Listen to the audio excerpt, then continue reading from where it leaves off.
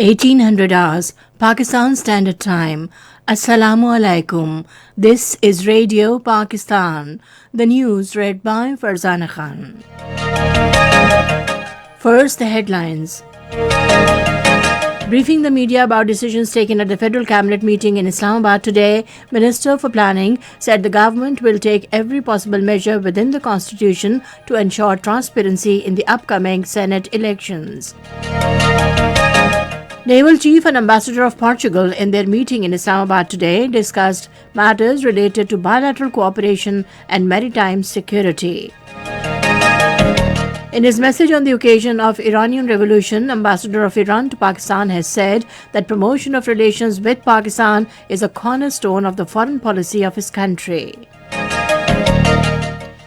China says it will continue to provide support and assistance to Pakistan in its efforts against coronavirus, economic recovery, and social development.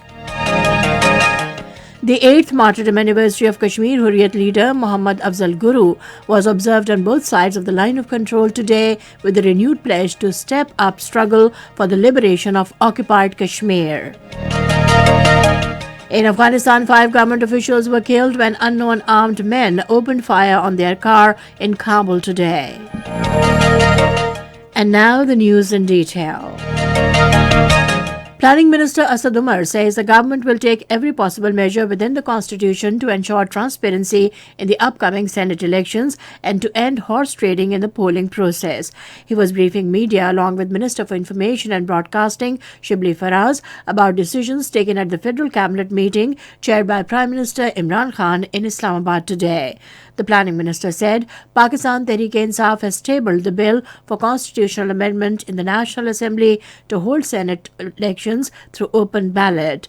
He said the government has also filed a presidential reference to the Supreme Court with a request for interpretation of the law pertaining to the Senate polls that whether these elections can be held through show of hands instead of the secret ballot. The minister said the government will respect the apex court's decision in this regard.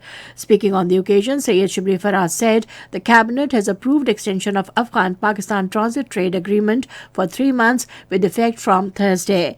He said the cabinet also expressed displeasure on the unscheduled load shedding and asked the authorities concerned to end this on urgent basis.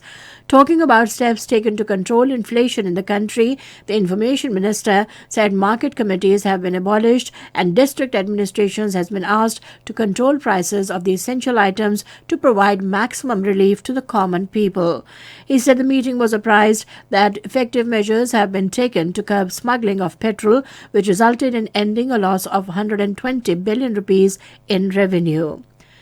President Dr. Arif Alvi says Pakistan is establishing border markets with Iran and Afghanistan to facilitate small and medium enterprises in the country.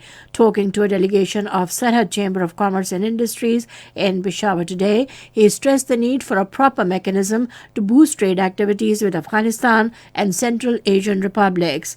The president said peace in Afghanistan will have a positive impact on Khyber Pakhtunkhwa, particularly in tribal districts. Referring to the Gwadar port, Dr. Arif Alvi said the government is making efforts to divert all Afghan transits to Gwadar. Ambassador of Portugal to Pakistan, Paulo Neves Pouquinho, visited naval headquarters in Islamabad today and held a meeting with Naval Chief Admiral Mohammad Amjad Khan Niazi. According to a spokesman of Pak Navy, matters of bilateral cooperation and maritime security came under discussion in the meeting. Ambassador of Iran to Pakistan Syed Mohammad Ali Husseini has said that promotion of relations with Pakistan is a cornerstone of the foreign policy of his country.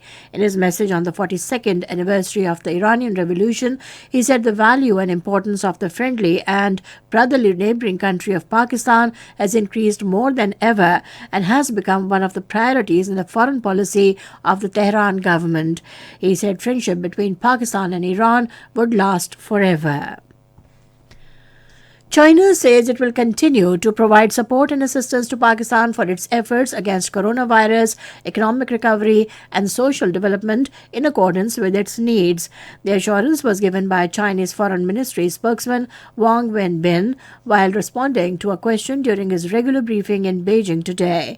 He said China and Pakistan have been supporting each other since the outbreak of the COVID-19 pandemic, and these concrete steps illustrate our iron brother relationship. This is Radio Pakistan giving you the news. The opening ceremony of Pakistan-Turkey Joint Military Exercise Ataturk 11 was held at the Special Services Headquarters, Tarbela.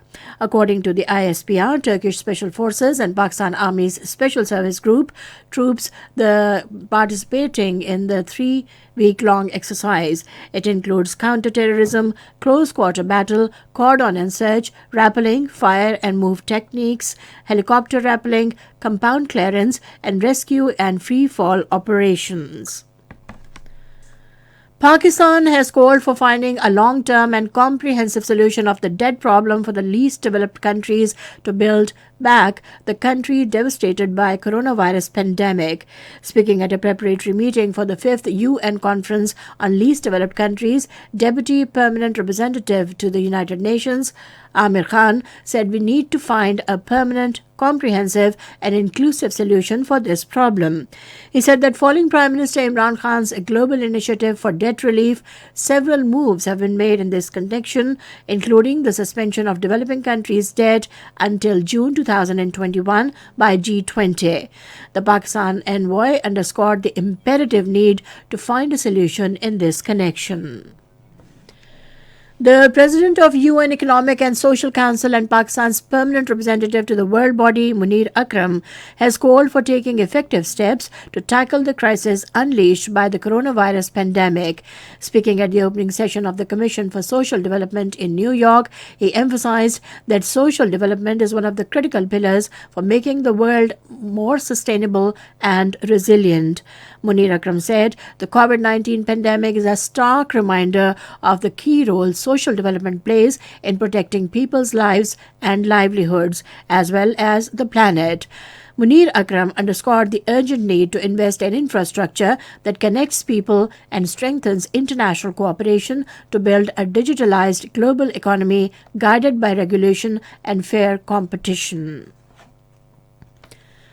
The 8th martyrdom anniversary of renowned Kashmiri Hurriyat leader Muhammad Afzal Guru was observed on both sides of the line of control with a renewed pledge to step up struggle for the liberation of occupied Kashmir.